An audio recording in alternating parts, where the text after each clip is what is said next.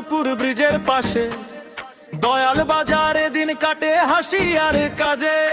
আব্দুল্লাহ ভাইয়ের ফ্যাক্টরিতে ভোর নামে, ঘাম ভেজা হাতে জীবনটা ঠিক পথে চলে।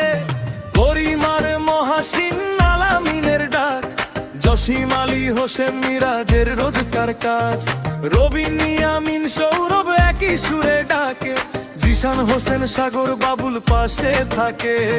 রাকিবের কাঁধে ভর, তামিমের চোখে জোর, মান্নান ভাইয়ের হাত ধরে চলে এই